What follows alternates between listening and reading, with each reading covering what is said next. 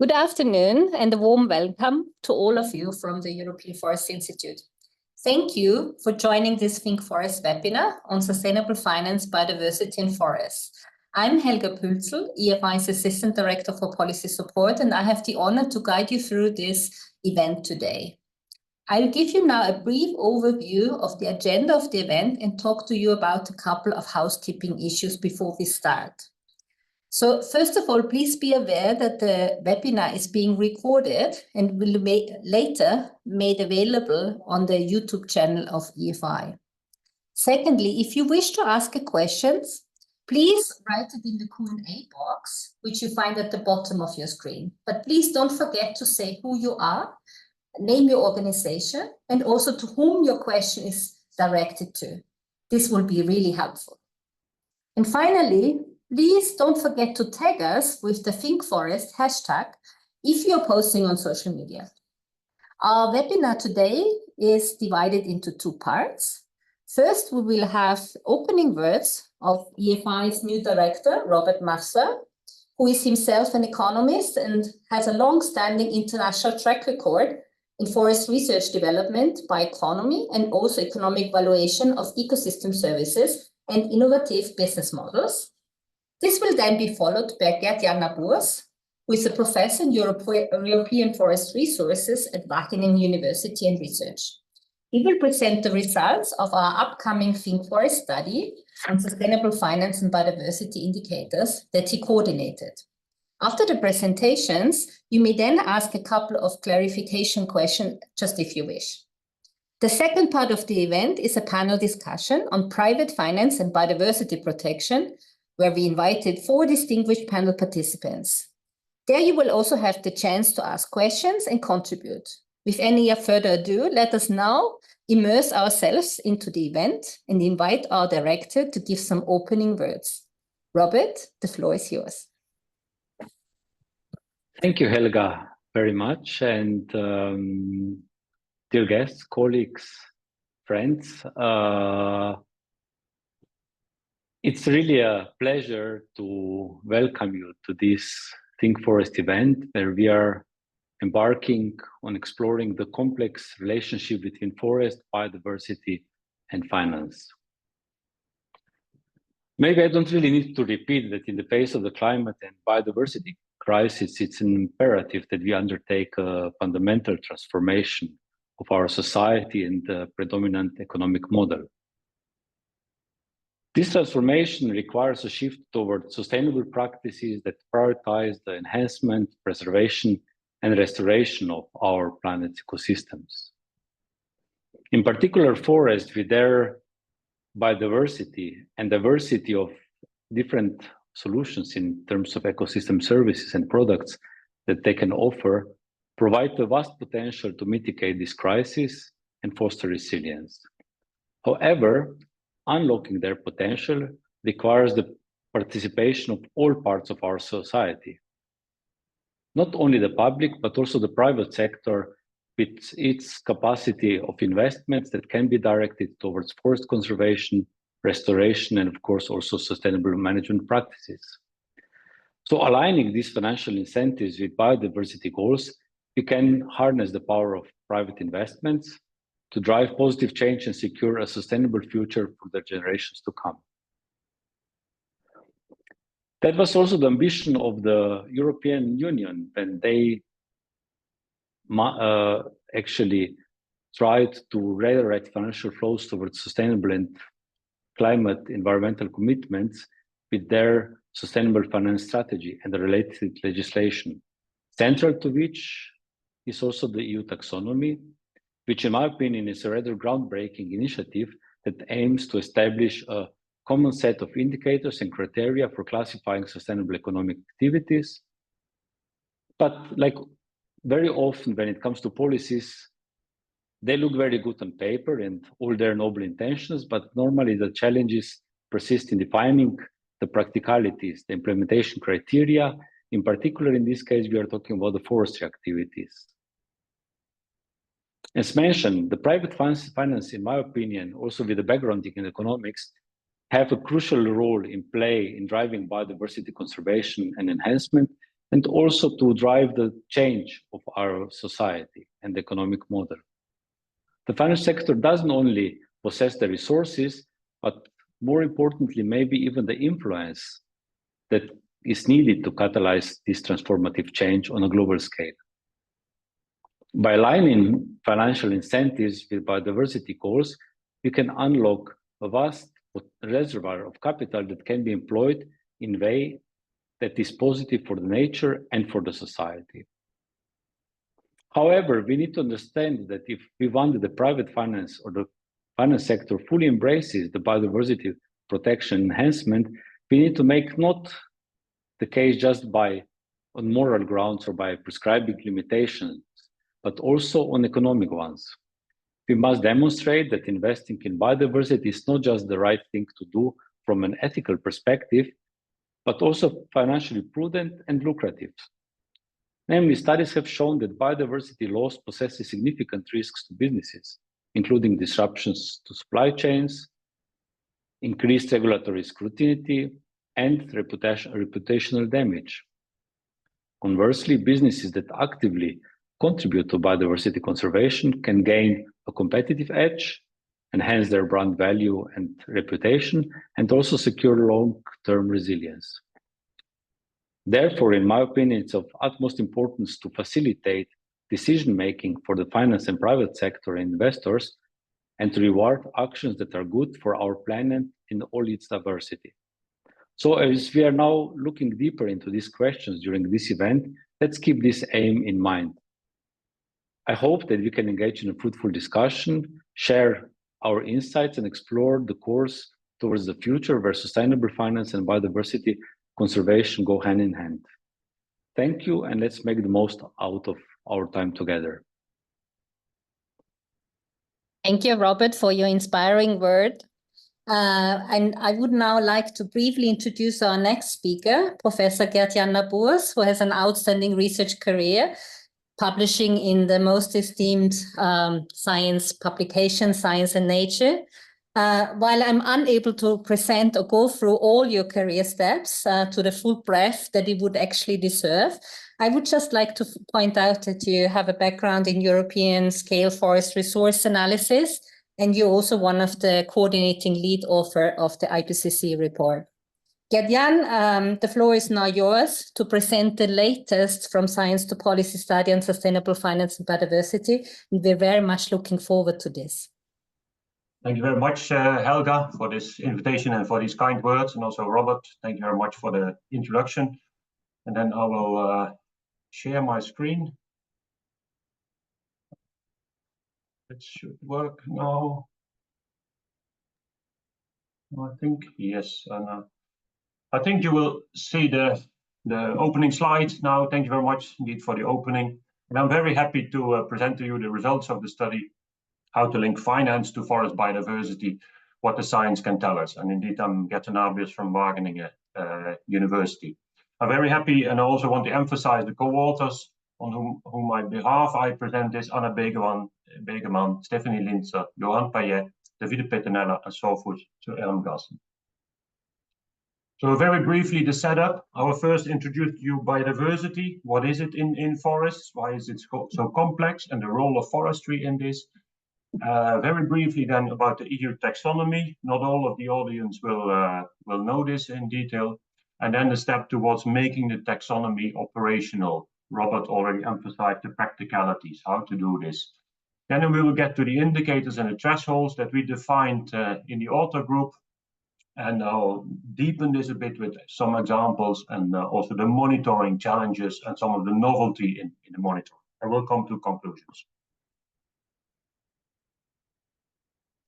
Robert also already emphasized this. We are clearly overusing our Earth resources, and you may have all seen this graph from Richardson et al. That shows in these pies to what degree we are overusing certain parts of our resources in certain classes. And clearly we are overusing many of them.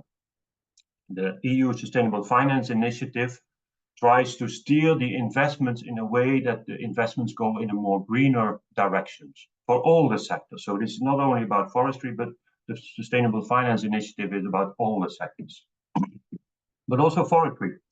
Forestry plays a role in this as well, plays a role in our use of the resources, and forestry investments are also, or forestry and its activities are steered by investment decisions. So this is where the finance and the investment sector comes in, and how it influences forestry and how it does influence biodiversity. Of course, there's very much to say about forestry and forests and the role in biodiversity and the biodiversity crisis. I can only say a few words about it here. You see a map of cover losses and gains. The reddish means there's a cover loss between 2000 and 2023, and the bluish means there's a cover gain. You can clearly see there's differences in this border region, differences in type of management and intensity of management and the scale of management. And that all has an influence in forest and biodiversity. That also makes it a complex sector. Things change over time, and that makes it very complex and difficult. This management thus has an influence, and it's also steered by investments, as I said also in the previous. Very briefly about the EU taxonomy. This is a complex, all these regulations and their delegated acts underneath is a complex area, so I'll try to be very short and to the point. So Sustainable Finance Initiative aims to steer the investments to a greener society, and in a very brief way summarize it like that. And the taxonomy is then a way of classifying and creating a set of indicators for investments to classify the activities.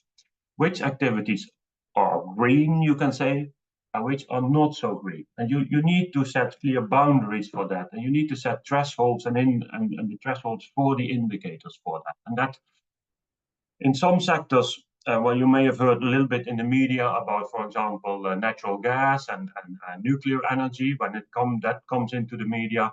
But in other sectors, it's more complex. The taxonomy established this for 6 environmental objectives, as you can see here. I will point at it.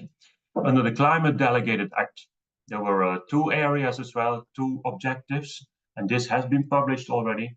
Under the Environmental Delegated Act, there were 4 areas, and especially the 6th one, protection and restoration of biodiversity and ecosystems. That's where forestry criteria and indicators were meant to be part of that.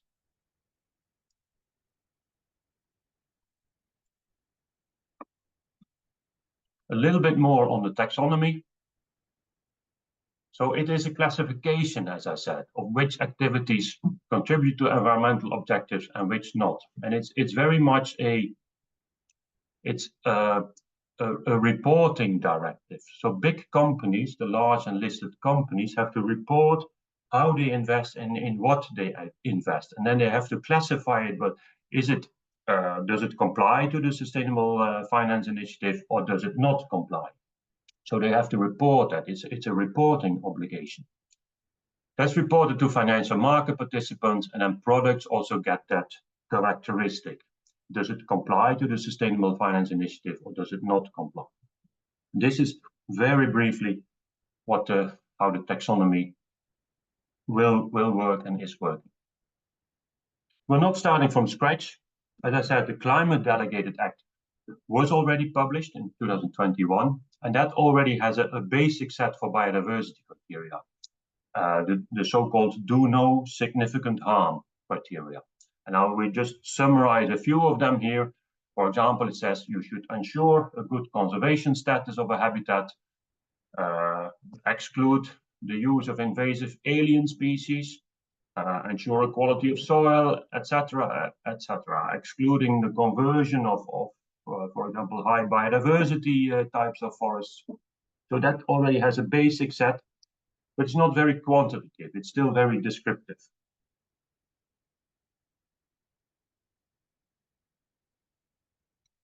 So we had to make this more operational, practical.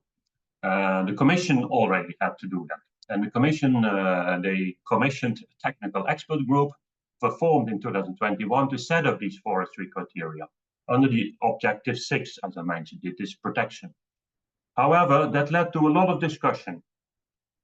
This group consisting of people from the Commission and stakeholders, could not really agree on a set of indicators and thresholds.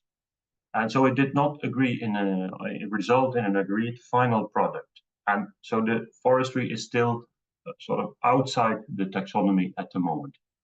So this is where the ThinkForest study tried to step in with seeing if we can we provide some guidance for this, for biodiversity-oriented management from the science point of view. Can we propose a set of indicators and provide ranges of thresholds that is also applicable under the EU taxonomy? And what can we say about the monitoring and compliance? How complex is this going to be, or are there good options for that?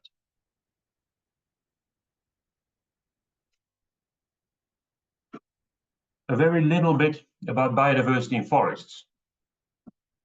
Biodiversity in forests is not only the number of butterfly species and bird species and fungus species.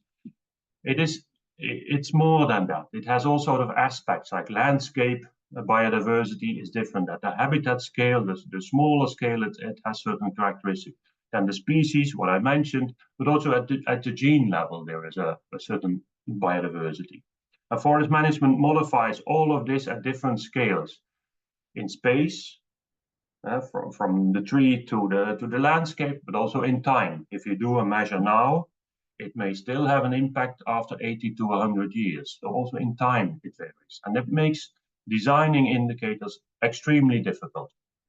And just giving this variety by management type is the graph that you see here that we designed, ranging on the y-axis from a high species diversity, low species diversity, and from a very natural type of forest to a very highly regulated type of forest. And these types clearly overlap. You cannot say that always the primary forest is the most biodiversity rich one. There is overlaps, even with the semi-natural and multi-species forest. But these overlap, and overlap certainly also again in time.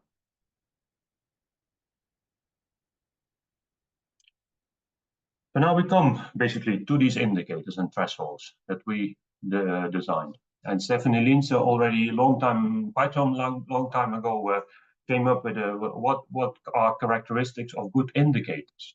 Indicators should be quantifiable. You should quantify, be able to count it and present it. Should be measurable at a reasonable cost. They should be understandable for basically everybody.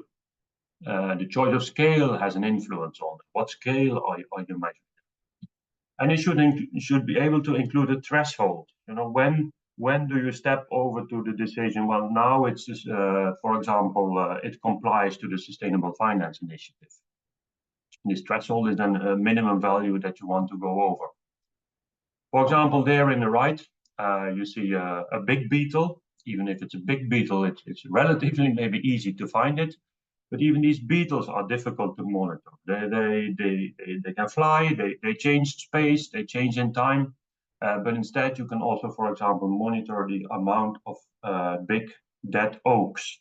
Large volumes of dead wood of oak is a good indicator for this beetle species. Makes it a more understandable and an easier to monitor indicator. So we came up with 4 groups of indicators that concern certain measures like afforestation, the rehabilitation, forest management, and biodiversity-friendly measures. And I will present only a few, given the time that we have. For example, under afforestation, then you look at the regeneration type. How do you make sure there's a new forest once you have harvested? Is it naturally or is it seeded? Is it planted? And then maybe your biodiversity-friendly direction here on the right. There's a preference for natural regeneration, using the species that are naturally there. But facing climate change, you can also maybe have to add plants or introduce new species. So many of the indicators that we come up with also have we do not set a very harsh one-size-fits-all indicator or a threshold level. There is always a bit of flexibility, which also makes it difficult if you're dealing with a law or a regulation, of course. And for example, diversity of regenerated tree species, you can aim for maintaining a high level of species diversity or increase species diversity to a higher level. This is a very clear from the science that if you have a larger diversity in your trees, tree species, that will also increase biodiversity. Rehabilitation, I will only address a few of them. For example, the deadwood. Deadwood, as I already said, is a very good indicator of biodiversity. It can be inventoried in your management plan inventory. Of course, there are different components of it in decomposition stages, but your biodiversity-friendly direction, for example, steers towards significant amounts characteristic for that forest type, and depending, maybe also taking into account what are other risks, for example, a high fire risk in Mediterranean.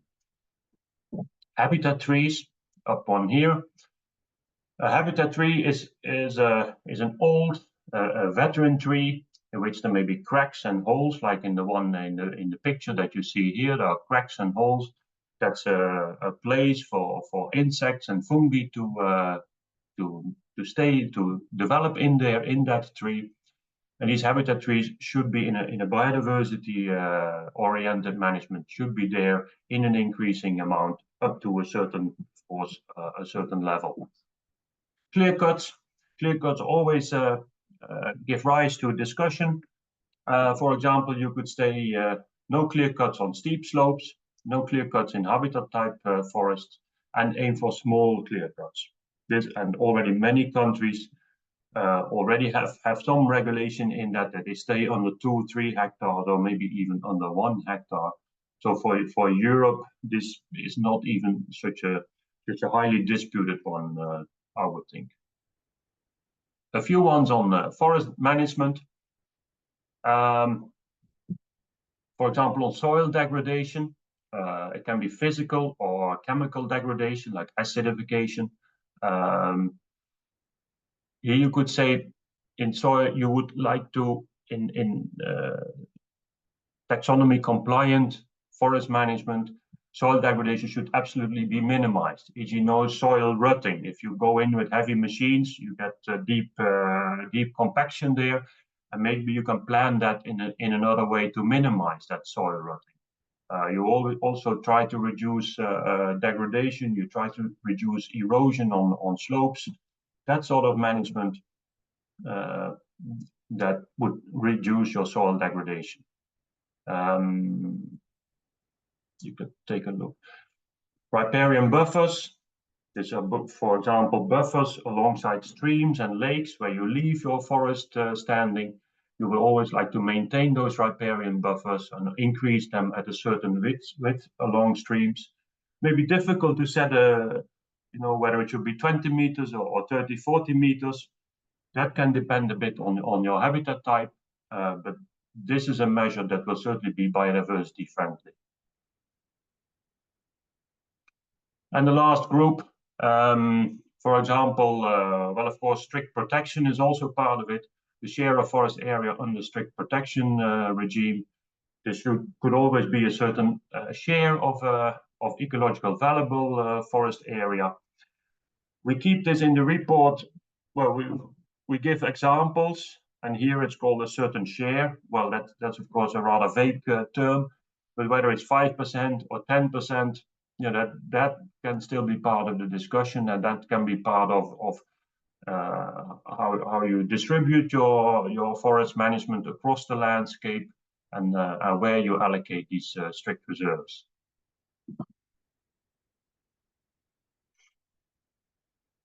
A few more diving into monitoring aspects. These biodiversity-friendly measures. For example, as I just mentioned, is set aside of strict reserves. This is an example of the Netherlands, a strict reserve, the Galgenberg, from the State Forest Service in the Netherlands. You can also see this is a relatively young strict reserve. And as I showed you, things change over time. A measure does not always have its most biodiversity rich effects immediately. You can imagine that here not a whole lot is changing after 40 years of set aside. But still, these forests are already creating a certain density and creating a certain niche that for which certain species may find their place here. And it's a matter of time. Letting this develop will give more natural dynamics in the long term. Taxonomy is, of course, not only geared at Europe. It's supposed to be, it is for investors a global regulation. So also an example from Vancouver Island, where more larger scale clear cuts are the practice. Under a greener management, you would probably like to, like to reduce the size of clear cuts, certainly the clear cuts on steep slopes. But that also means that the costs for management increase, and it makes it more complex to manage. And that is something that we need to find a balance, that it's still interesting for investors to invest in this, and that the biodiversity improve. And that balance we really try to find in the report. Maybe biodiversity credits may help in covering the higher costs. Monitoring, you do not have to, it's nice to go to the forest, but you do not always have to inventory it in the forest itself in a complex and expensive way. Remote sensing can really help here as well. You see here a LiDAR image of a stand, and the little track that you see here are tracks from a harvester, which has compacted the soil. And we are well aware that it's almost impossible nowadays to find humans that are willing to do manual felling. It's a very risky job and a tough job. So harvesters are certainly needed, but maybe you can plan your harvesting tracks in a better way to minimize this. The last one, something about deadwood. Here we also could define some clear thresholds. For example, a large meta review really gave values of deadwood of, for example, 20-30 cubic meters in the boreal circumstances, 30 to 40 cubic meters in a mixed mountain forest, etc. So these values can be set, allowing variation. You can imagine that sometimes you have a peak in mortality and you have more deadwood, and then you have again a period with less deadwood. And this is the flexibility that is needed, and that is difficult in a regulation. Coming to the end, we found that it seems to be possible, and it must be possible, to find that consensus on how sustainable finance with regard to forest biodiversity can be encouraged and verified. It must be possible to finance, and in the end, that is good for the sector. It's also good for the biodiversity. Of course, you need to use variation, biogeographical specific approaches. You cannot set a one-size-fits-all globally. We find there is enough basis to say which measures in forest management are favorable to biodiversity and which ones are not so favorable. And it is thus possible to set indicators and thresholds that lead to greener investments and are still attractive to the finance sector. That is also important. You want to attract these private investors into this sector. One thing we also emphasize is this listing is not meant to classify in good and bad forest management. You can still have forest management that aims fully at short rotation production, but then it would simply not classify as a green investment.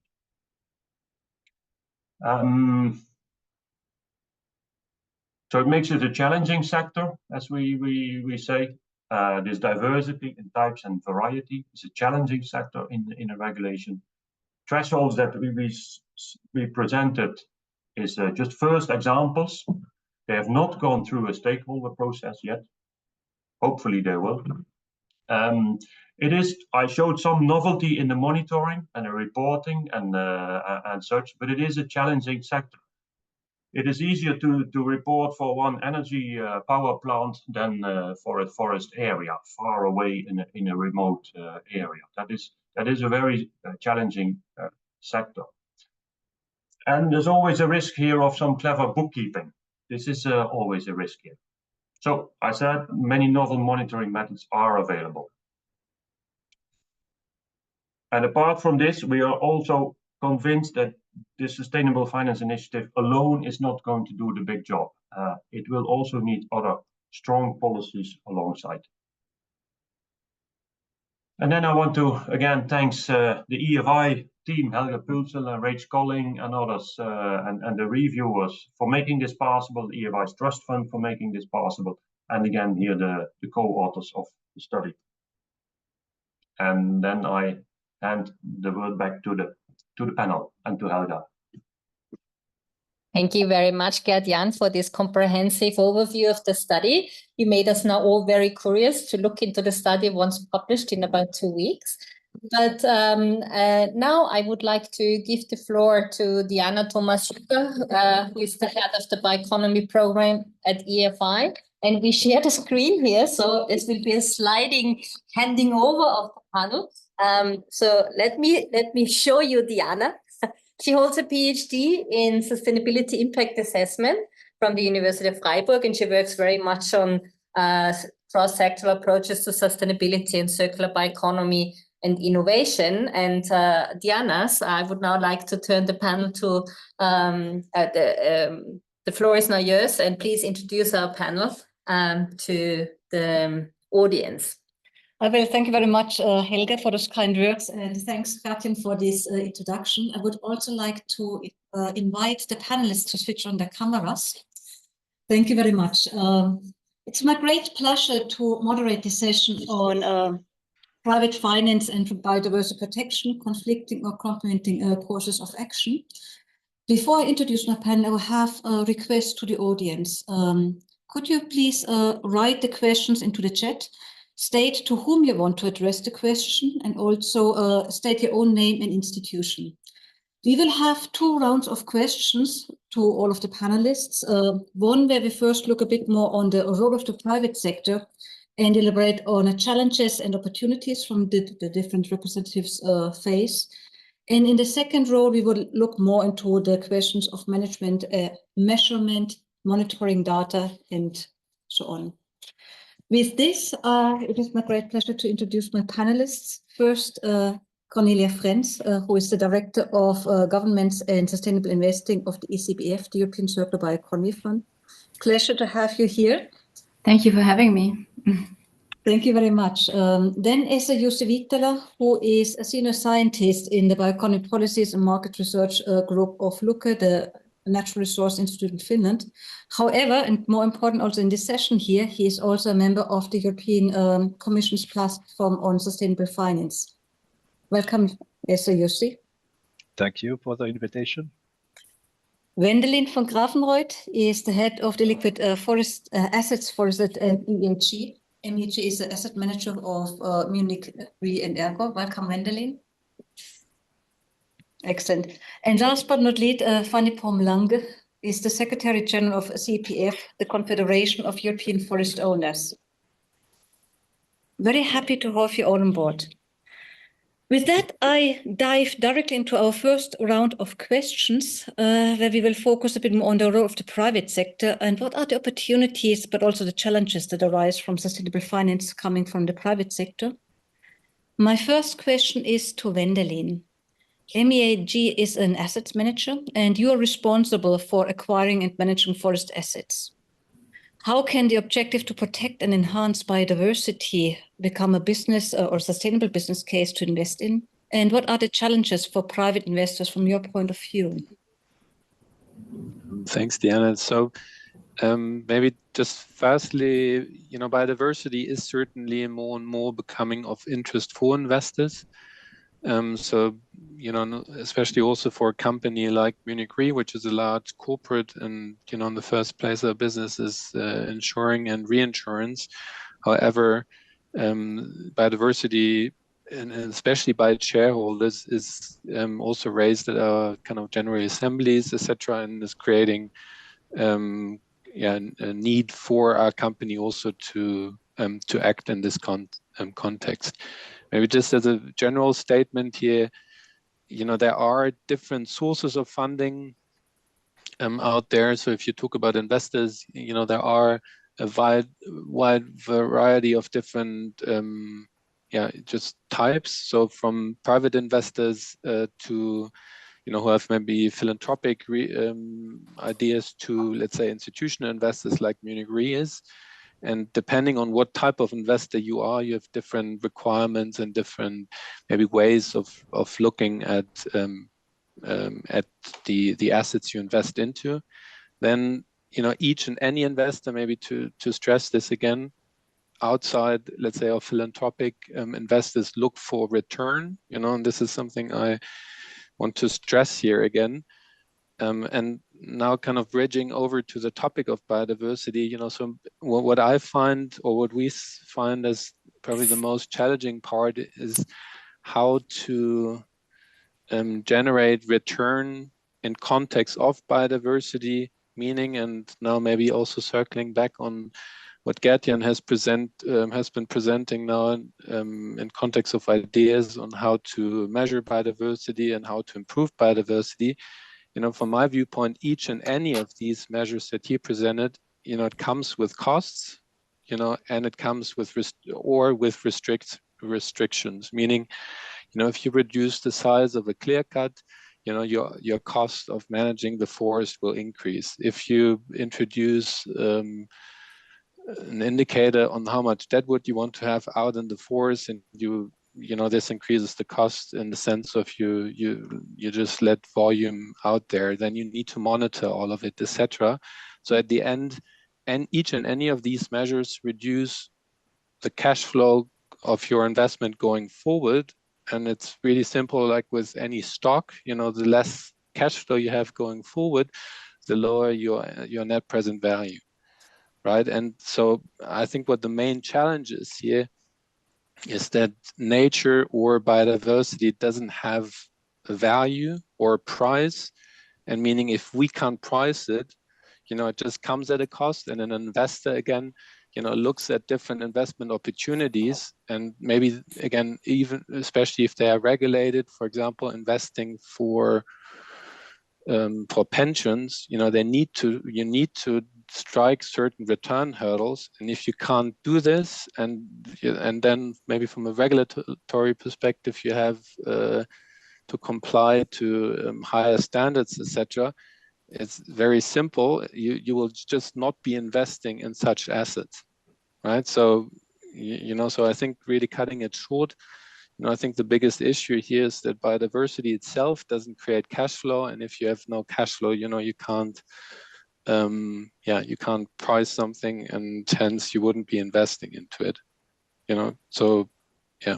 So cutting it short again, I think we should just find a way of pricing biodiversity and then creating an incentive for an investor to actually change, you know, habits and increase your cost, maybe because somebody else would pay you for doing so. So, you know, the idea maybe could be, or maybe just popping this out here, you know, maybe looking over to the CO2 market, you know, which is imperfect, it's not functioning well yet, but maybe this could be a way forward. Yeah. Thank you, Wendelin, for highlighting the challenges, but also sketching some potential ways of pricing. I would like to hand over to Cornelia. The ECPF is the very first private venture capital fund that is exclusively dedicated to the circular bioeconomy. How do your investments link to biodiversity protection and enhancement, and what opportunities or challenges do you see for forests? Yeah, thank you, Diana.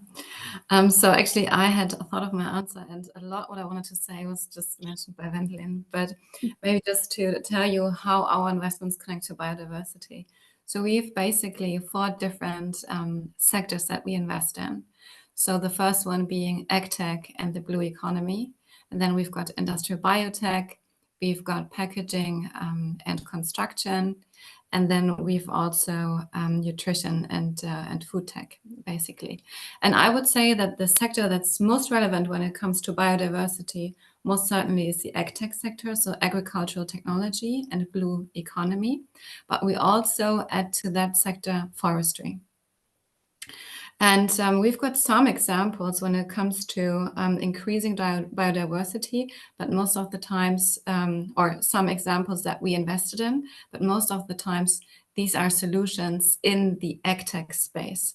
So for example, we've invested in companies that produce some type of bio-based fungicide, or we've invested in solutions that lead to fewer applications of pesticides. So all of these things, we mainly invested in 5 companies that have to do with biodiversity.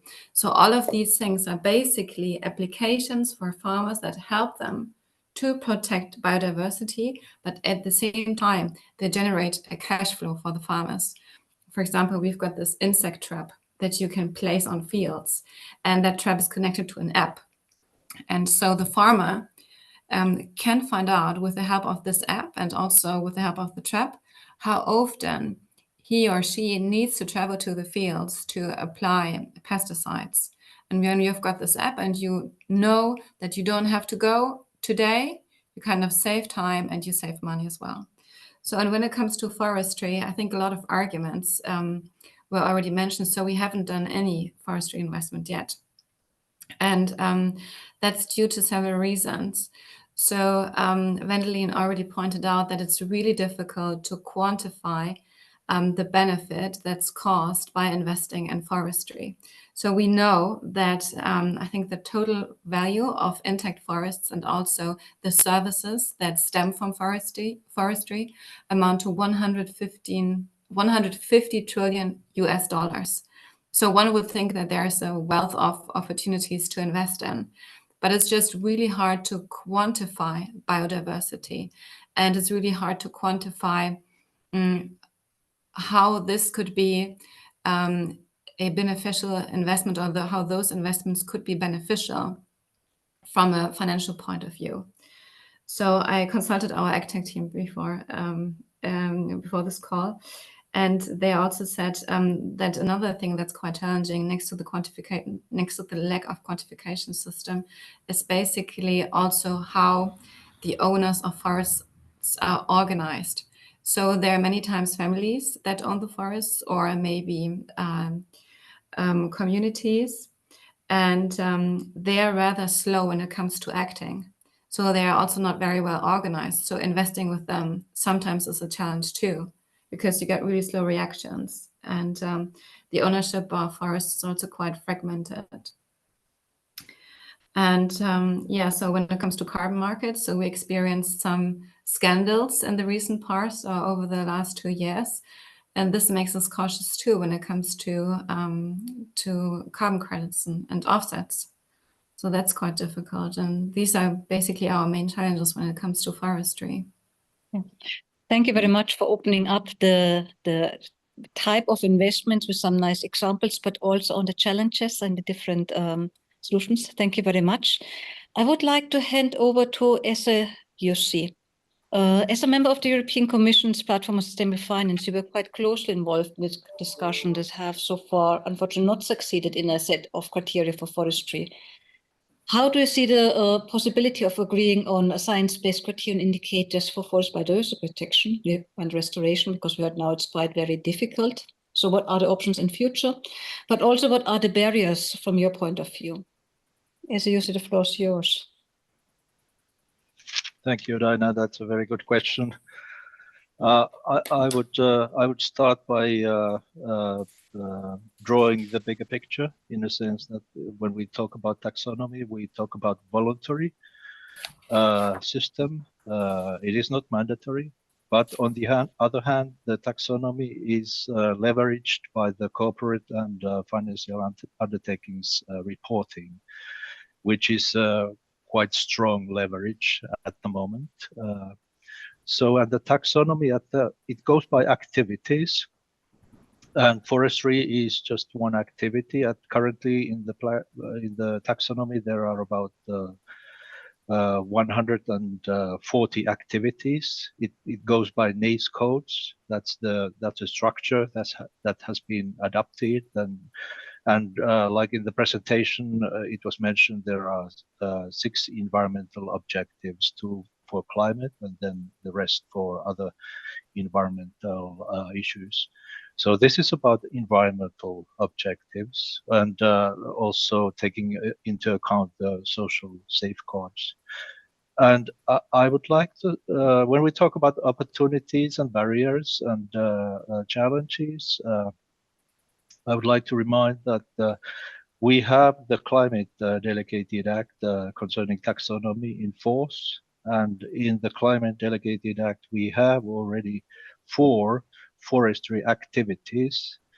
Those are afforestation, reforestation, forest management, and conservation forestry. And the conservation forestry, you can say that it's it is very close to nature forestry. So the primary focus is not timber production; it is producing the environmental benefits.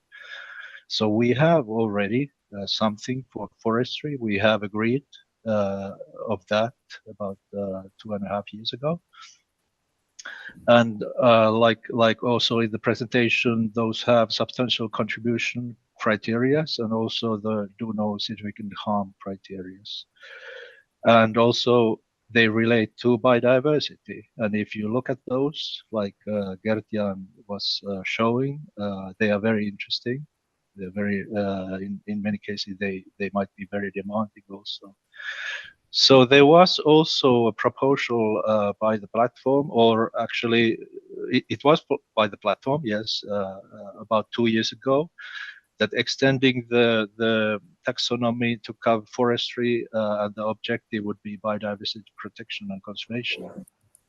But there was no agreement. The platform, there were dissenting views, and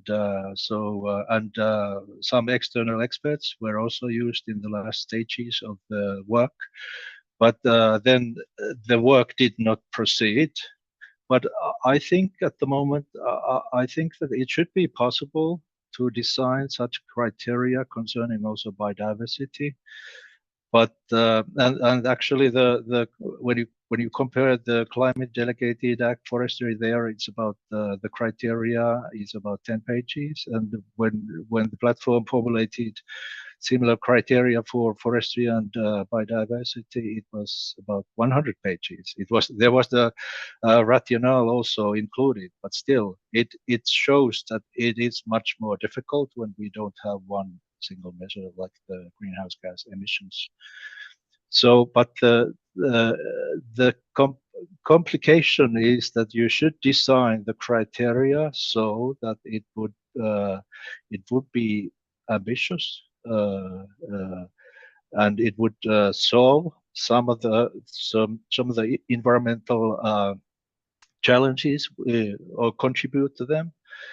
But at the same time, it should be flexible. It should take into account the environmental conditions, the baselines, the different targets across in different places of Europe. Also the social aspects, the forest ownership issues, and you need the metrics. That's a key thing, and you need the monitoring. You need different timelines for different aspects of biodiversity, and you need assurance methods, and that's a challenge. I would not say that those are barriers. I would say that those are challenges.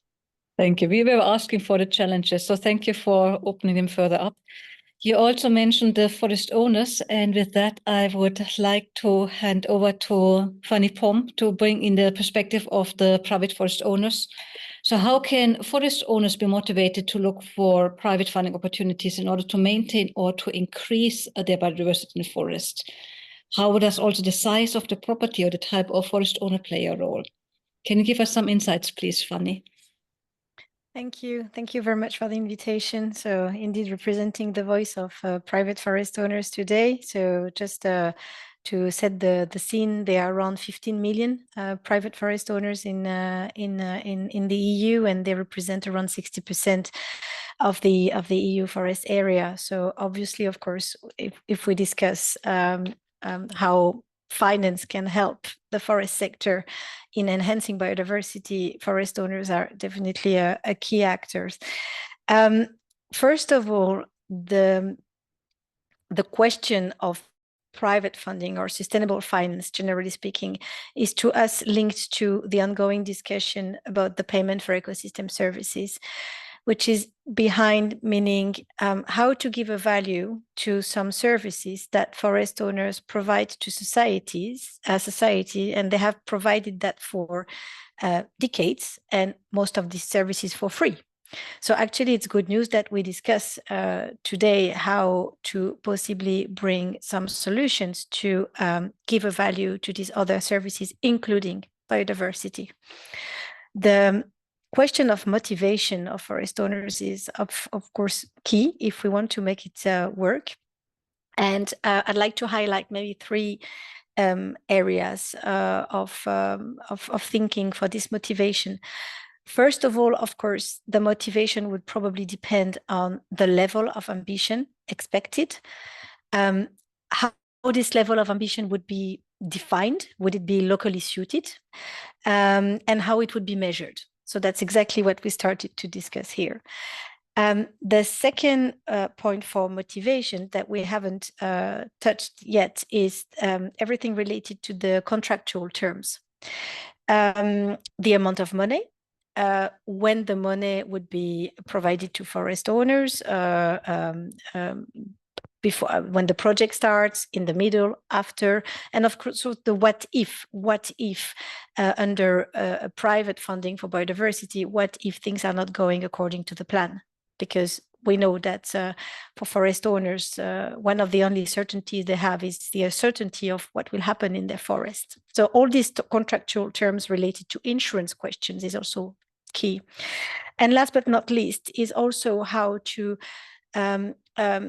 reassure forest owners that even in financing certain types of services, such as biodiversity enhancement, would still fit into the multifunctional management of their forest, so that we don't go into a segregation approach, which is not the model of sustainable forest management in Europe, which is multifunctional. So that's also an important point.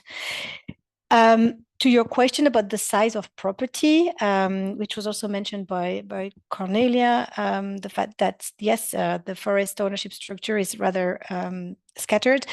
I don't think it's possible to define a one-size-fits-all level that would fit for each and every case. It's really case by case, region by region, and depending on the local characteristics of the forest. So it would really depend from the project, and the same for the type of forest owners. And I'd like to react of what Cornelia said about the fact that forest owners are, I noted, slow when it comes to acting. Well, it's maybe because what Gert-Jan mentioned in introduction, things change over time, and forest owners, they work over several generations. The decision that they make today, their grandchildren probably only would see the results. So how to reconcile these under this sustainable finance question, and it's related to the contractual terms also, how long a project should be to really evaluate the consequences. So I'll stop here for the moment. Thank you. Excellent. Thank you so much, Fanny Pom. After we've now sketched a bit like the challenges, but also the wishes and opportunities for private investing, I would like to go to the second part of question, which goes towards how to comply to the implementation and management according to the EU Taxonomy rules, like what opportunities and challenges come from the compliance, the measurement, the monitoring. And with that, I would like to go to Cornelia and link to what Fanny Pom just mentioned, especially the time scale. So with the EU Taxonomy, the mandatory reporting on sustainable finance activities will become an important task for businesses. So how can compliance with the EU goals from your perspective be reached, especially if the investments are rather short-term or mainly short-term, but forest biodiversity protection it needs a long-time perspective, as we've been hearing. Yes, maybe it's important in this instance to differentiate between short-term investments and long-term investments. So I'm speaking on behalf, so to speak, of a venture capital fund. And what we basically do is we invest at a certain period of time and try to hold the investment for a period of about 5 years. And we hope, and what we invest in are no forests. We just invest in solutions that can help forests maybe to fight some type of pests or some type of drought or something like that. So we are trying to invest in solutions that help forests in the long run. but we just invest in the short run. So our investment period is about 5 years. And then we hope that the company that offers a service or offers a solution will rise in value, that the company value will rise, and then we will try to sell our share in the company. So this is why for us it's a short-term investment. And these investments can fall under the taxonomy, can be taxonomy aligned.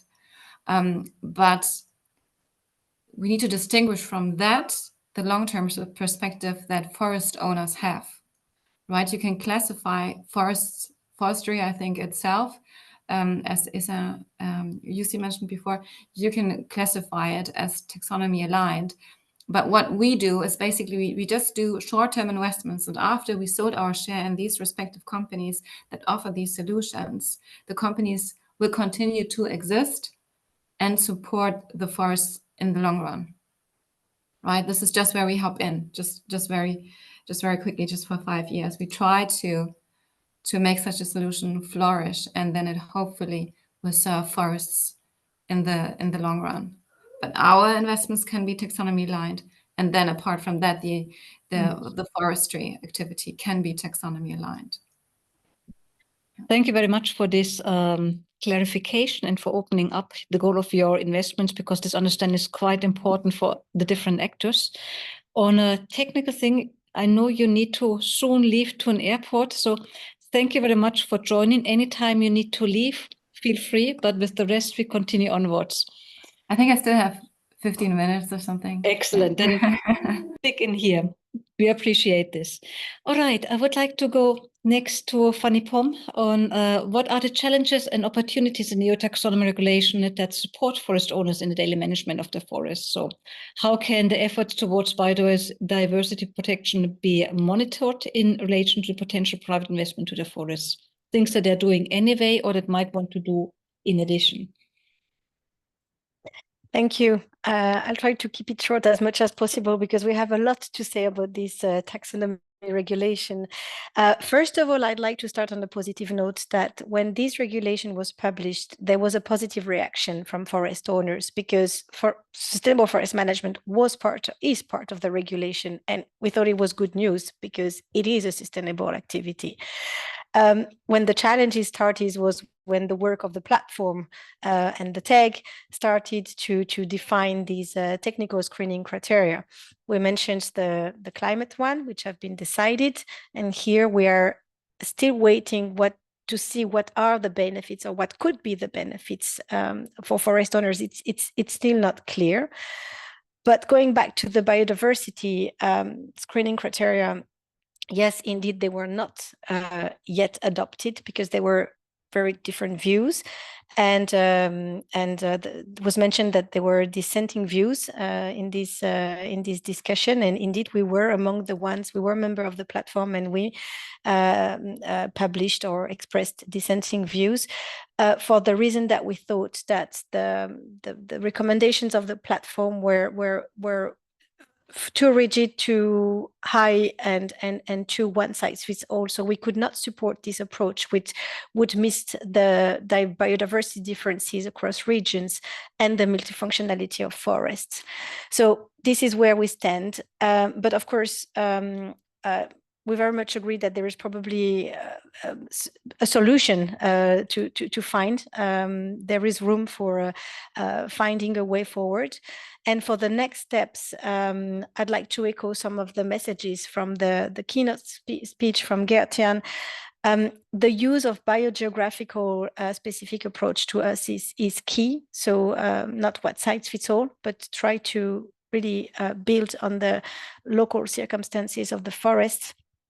I also would like to highlight that we need to avoid a too rigid target approach. And I'll say a few words about the measurement about that. And also I'd like to mention that in terms of the high ambition, the new requirements can be challenging. So we need to define the level of ambition in a way that forest owners, which have done a good job over the last decades, can qualify, and not only the best performers, because actually the sustainable forest management, which is in practice today, we would really expect that it can qualify because this is good job that has been done again over the last decade. So how to encompass, how to involve forest owners in this process. If you allow me one word about the measurement, because that's key. How to monitor the efforts of forest owners. And it was mentioned that it's quite a challenge actually to measure biodiversity in situ when it comes to forest, in particular due to the long timescale of forest management. But where there is an agreement is that experts can agree on the actions which enhance biodiversity and the measures which were mentioned by Gert-Jan as well. So there is a scientific agreement on which measures can enhance biodiversity in certain types of forests. So maybe rather than a strict target approach, an action-driven approach. So could be discussed. Like forest owners can commit to take certain actions which are approved by the scientific community to improve biodiversity, and that can also be stamped by national authorities' guidance. So flexible thresholds together with actions is a way forward to go into a constructive way into this this file. And I'll stop here to leave space for other speakers. Thank you. Excellent. Thanks a lot, Fanny Pom, for this opening up on the actions-based approach. I would like to go to SOUC and still ask about still the how to measure on the access to data and monitoring of activities that's become more and more crucial and also for different types of purposes. Sort of how can data access be facilitated when monitoring the status of the biodiversity or a change in biodiversity? And one that is not only dependent on the process, but also very much linked to the local conditions. So how do you measure, how do you assess, or how could you provide access of the data? Do you have some insights to that, SOUC? Very simple question. Yes, that's a key question, as we all know. But first, reaction to the comments Fanny Pom mentioned about the measures. That's one way forward. That's possible. The taxonomy framework allows that if we refine the framework a little bit. It is possible now in the climate aspect, climate objectives, but it could be enlarged to cover also the biodiversity measures and actions. I think so. I think that's possible. Access to data and the data quality and all kinds of data accuracy and transparency. Those are questions, of course, in biodiversity and in taxonomy related. But the taxonomy does not face these questions alone, of course. That's kind of relieving because we have already the reporting requirements for financial institutions and corporations, and they need to get this data somewhere. And the question is how they get, what kind of quality this data has. So I think this is going to boost the data aspect quite a lot. And there are, of course, a lot of several initiatives in this field. The Global Reporting Initiative, the accounting standards, they have to deal with this also, the biodiversity data points and science-based targets and task force on nature-related disclosures. They have produced several reports in the past years, and they are refining their reports. And step by step, I believe we are approaching a situation where the data is available, more available, and the quality is better than before. But of course, this data issue, it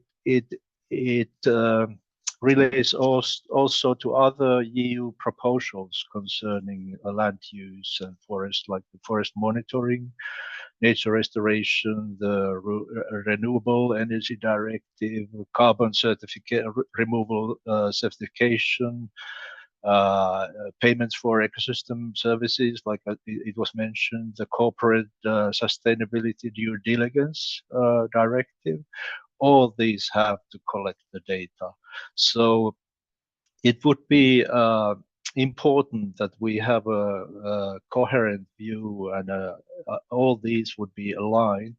So forest owners and actors, they collect the data only once, and then it would be usable for several purposes at the same time. So no overlapping administrative burdens to any participants. I would say that I see here also opportunities, and step by step we go to the right direction.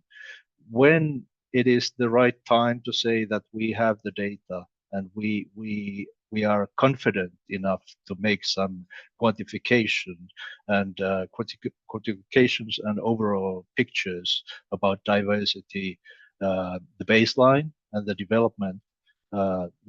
That's something that will be seen. But I think we are on the right track now. Excellent. Thanks a lot for those inspiring words. You see, yes, it's a slow process, and we learn while we step, go one by one, and indeed there's multiple purposes. I would like to turn now to Wendelin and ask you to take a more global perspective. So how can the EU taxonomy drive meaningful change for forest investments outside of the EU to lead towards more sustainable business practices?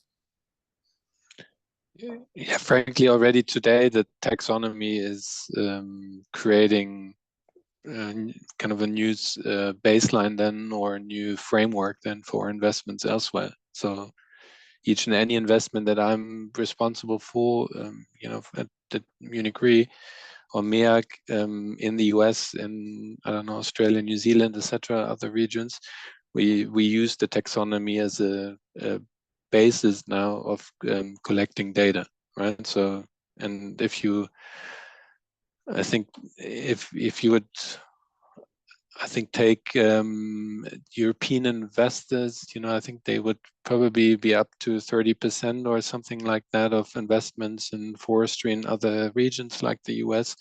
And if they all require certain taxonomy data, then the management in these other regions have to comply or have to make sure that they deliver what is needed.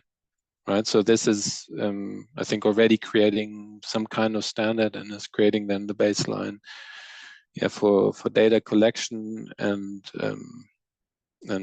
as my previous speaker was alluding to, will create a baseline that can be used then to track developments in certain regions. Indeed, thank you. Yeah, there was a question I saw on investment horizons of cash flow models, right? So whenever we invest into forestry, the horizon that we look at is 100 years or more, right? So Munich Re is an investor. If you went for forever, even if that's a strong word, but there's no foreseen end to an investment, and the usual time frame of a financial model is 100 years. But I think, again, stressing the main issue for us around biodiversity and pricing it is, how do you want to, let's say, price the loss of biodiversity and the impact on, your future cash flows? So, so the yield of whatever, a spruce or pine in 100 years, with more or less biodiversity. I think that's almost impossible to answer. I think this was one of the questions I saw somewhere. And as long as there is no price tag, no investor will invest into an investment that generates a lower return. Excellent. Thanks a lot, Wendelin. Cornelia, do you want to react to that directly? Yes, I can. I would like to say something about the taxonomy before I leave. So at least according to my impression, when I'm traveling, and I especially travel to the UK a lot, to London, and sometimes to the States, I noticed that the taxonomy, the EU taxonomy, is quite well known. So people would know what it implies when you say it's taxonomy aligned. And they know the taxonomy, especially in London, quite in detail. I mean, of course, it depends on who you talk to, but when you're at conferences, like even the average participants know what this entails or what it means. Excellent. Thank you very much for this insight. I hand now over to Helga, who has been collecting questions from the audience. Helga? Okay, thank you very much. It's such an interesting panel. We had quite a few questions, and the first question that we actually wanted to take live was the question from Markus Lear from DG Agri, but in part it was already answered by Gert-Jan, but I wonder, Gert-Jan, is there anything you would like to add to Markus' question? Gert-Jan, are you still here? Yes, I am. Of course. Yeah, Markus asked about the monitoring aspects. But we did indeed, we did not dive very deeply into all these monitoring aspects. We as also the panel emphasizes, this is a crucial aspect of the taxonomy, and this is why it's part of the report. But diving into all the ins and outs of monitoring, with feasibility and accuracy and costs, that goes too far. But it is a critical part, and Markus Lear indeed perfectly points at that. That, you know, if once should we get and as Lucy also points at that, it seems possible maybe to try and get forestry under the in the taxonomy. Then this monitoring aspects need to be elaborated, and there needs to be a methodology developed that is that would be acceptable. And Markus Lear also asked about the quality of that wood. That wood is not only about volume of that wood, but it's also about what quality, which decomposition stages is it in, and from which species, which tree species it is, that determines which insects and others and fungi can live on it. No, we did not dive into that. That would also be well, that's important, but we could not dive into all this. And then relating to this, Kodnikian said, how do the indicators that you suggested in the report relate to the FSC indicators? I'm not sure if you can answer this question, but let's give it a try. Some indeed, well, FSC, as you know, has an international standard and also has national standards underneath that slightly different. So that has some sort of you know, a not one size fits all aspect, so that is already a bit in line. But some of ours are indeed quite in line. You know, a certain area of set aside, a certain area of dead wood, a certain amount of retention trees. Also, FSC and PEFC also quantify that nationally specific.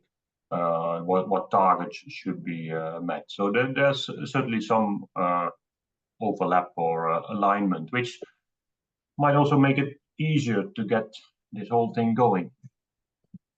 Mm-hmm. Okay. I think we had one question that more relates to everyone, and it was from Markus Kohanen from Stora Enso, and he's saying, what's next? Very simple, isn't it?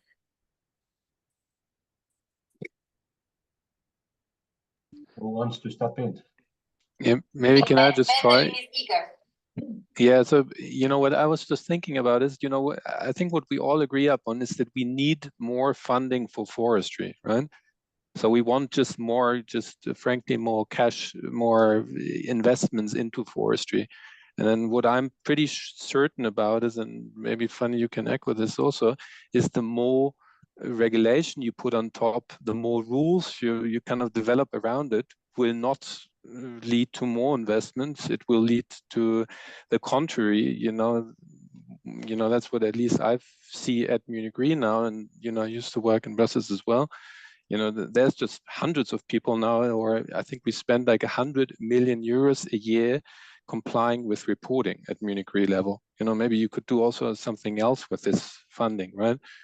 So what I would just like to see is an incentive. You know, there should be mechanisms that incentivize people to invest into forestry and do something different. But if you do, you know, what I feel is like, oh, it's the other way around. It's just you construct all these buildings of reporting requirements and I don't know what. And I'm not saying that it's there's a certain sense around reporting.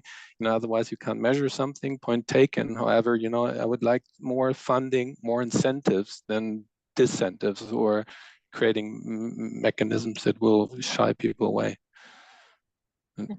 Just maybe. Little Thank you, Wendelin. thought. Maybe Fanny, you can react also to the same question on like what's next, or what Wendelin just said.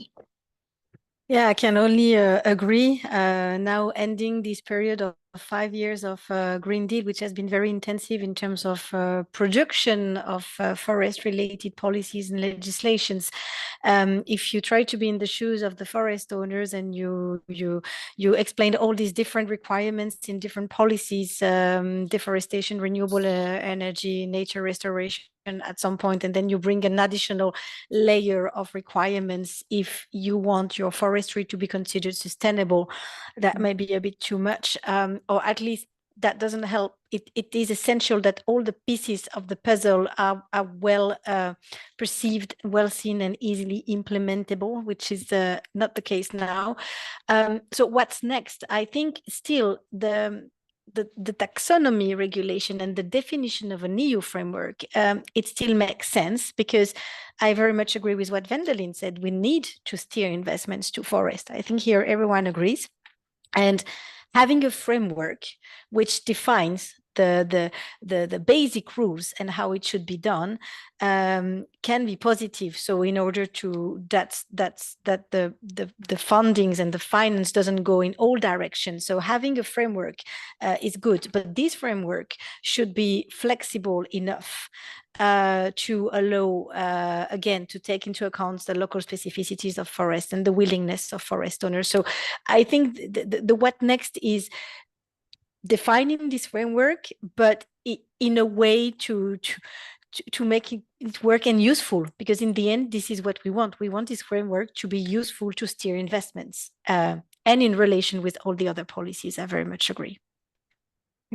Thank you very much. So Jussin, what's next for you? Well,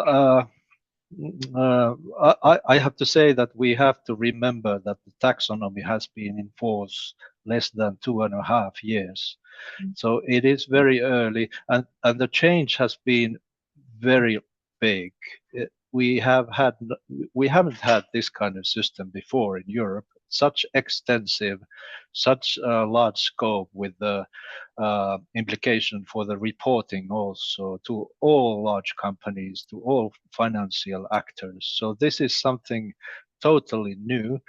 So I think we have to wait a little bit and see how this new vehicle is working, and then we might be more ready to make conclusions. The original idea, of course, was to channel cheaper capital to those activities that fulfill the taxonomy requirements.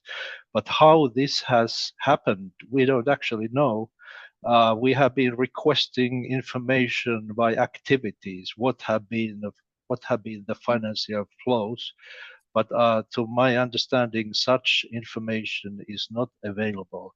But we desperately need that kind of information. And if we then see that, for example, in forestry, the current criteria are not working, if we follow substantially long, then we might do some changes and change the criteria or the setting. But on the other hand, I know already that some large forest owners, they are following the taxonomy climate requirements in like almost 100%. They have the incentive. So, but we need this kind of mapping. What we are at the moment. All right. Thank you very much. Do you have further questions you would like to highlight, or? Well, there was also some statements where people clarified some aspects. They were not necessarily questions themselves. So therefore, at this moment, I don't think there is further questions.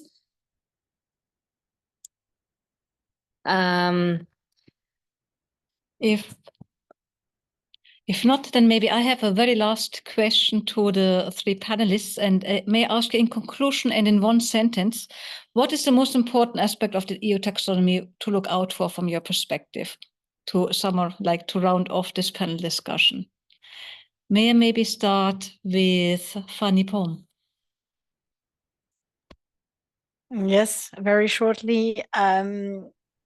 Well, I guess what we would need is to define, and again, I'm focused on the biodiversity criteria here, taxonomy criteria around forestry, which encourages sustainable forest management practices, that rewords what is sustainable forest management today in Europe and does not create additional rigid sustainability criteria and one-size-fits-all sustainability criteria. That would be our wish. Yeah.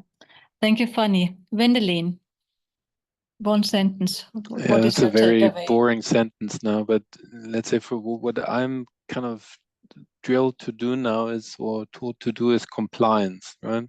So to make sure that actually if somebody claims Article 9, that it is actually Article 9 at the end. And I think, as I said, you know, there's lots of things still moving, but again, making sure that you're actually kind of buying or getting what you buy or what people claim. So this compliance aspect.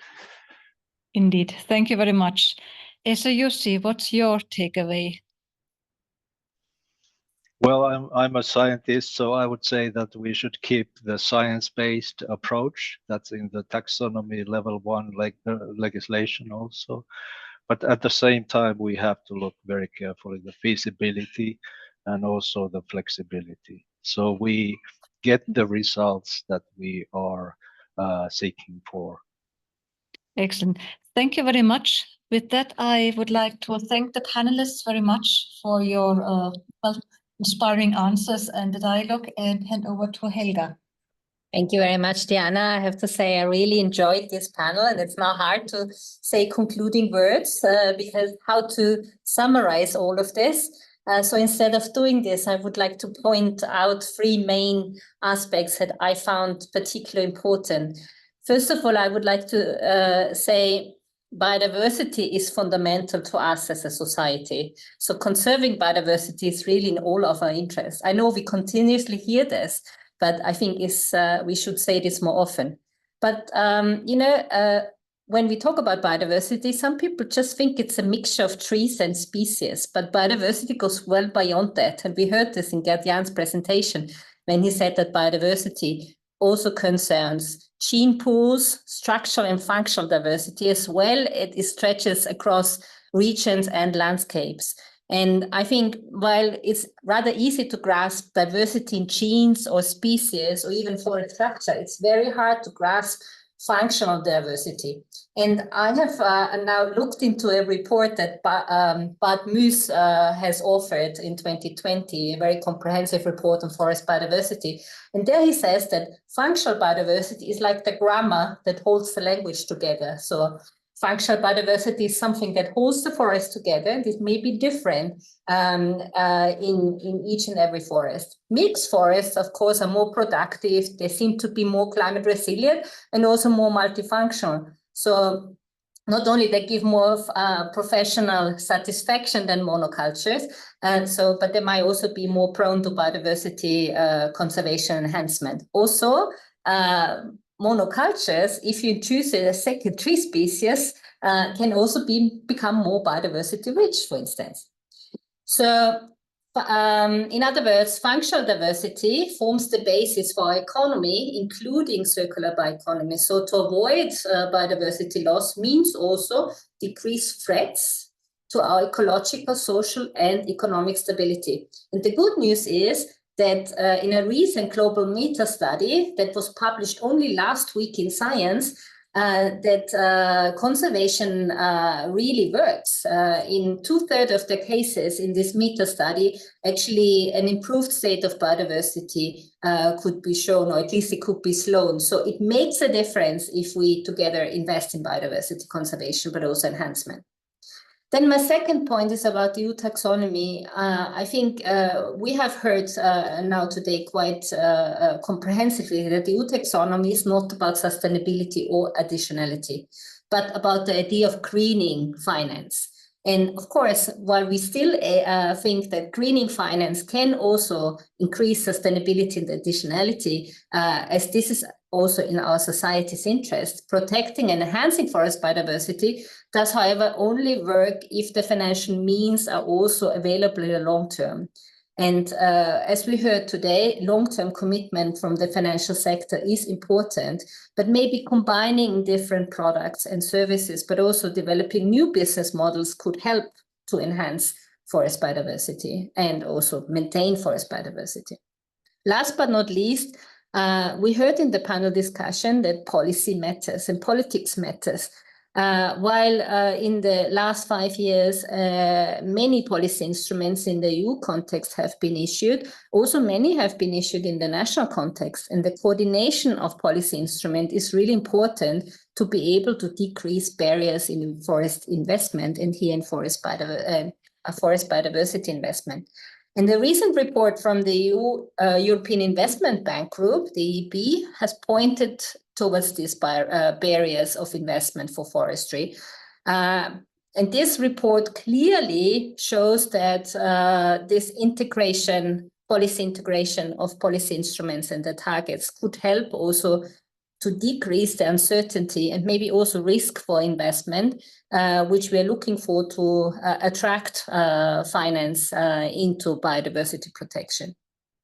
With this, I would like to thank you all for participating in this event. It was really awesome having you. And just a little marketing. Our From Science to Policy study will be launched in about 2 weeks. And we truly hope that you find this an interesting reading. We will, of course, all make you aware when the publication is available. It is now my pleasure to thank you all, especially the speakers and the panelists, that you came to this event. And I wish you all a very good afternoon or an early evening. And thank you and goodbye, everyone. Thank you. Thank you. Goodbye. Thank you. Bye.